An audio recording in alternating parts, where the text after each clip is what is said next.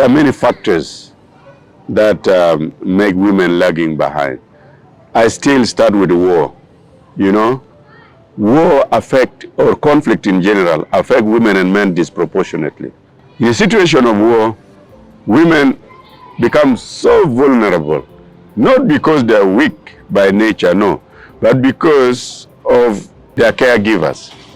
And so in war, men go to fight the war, women remain to take care of the aged, the sick, children, and so forth.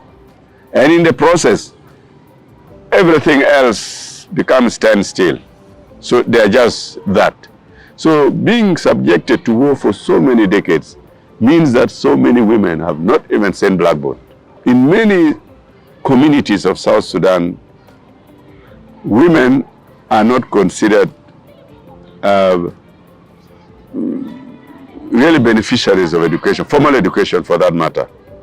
If in a family you have like boys and girls, families would prefer to send boys to school and to keep ladies at home, grow them up to be married off, and even to sponsor their brothers in school. In terms of admitting female students, there are some challenges actually, but the challenge has been a bit gradually improving compared to the beginning. Because when I came here before in 2015, it was not like now that you can see the number of girls has increased a bit because of some of the awareness. And also it is because those who are graduating, going back, the community are able to see what they are doing to their own community.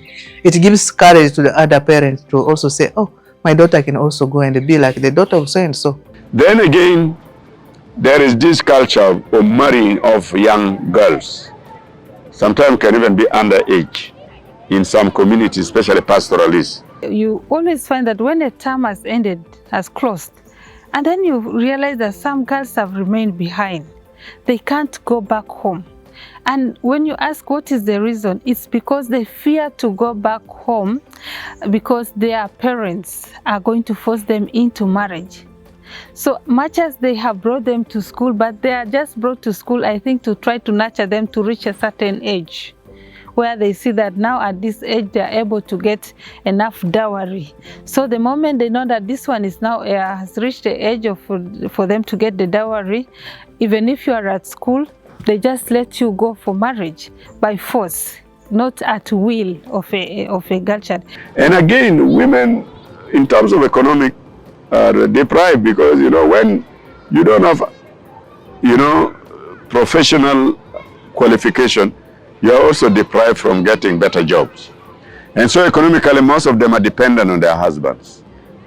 So we want to move away from this. For somebody to be living a dignified life and not to be dehumanized into a corner of like asking. However, not to exaggerate, we have also a number of educated class among women. We have women lawyers, we have women doctors, engineers, we have really good cadres, accountants, and so forth. But as a society, irrespective of whether there are other women who are educated or not, we have to look broadly into the role of women in society. And that's where now the empowerment component comes in. Women empowerment has always been a priority in our mission statement.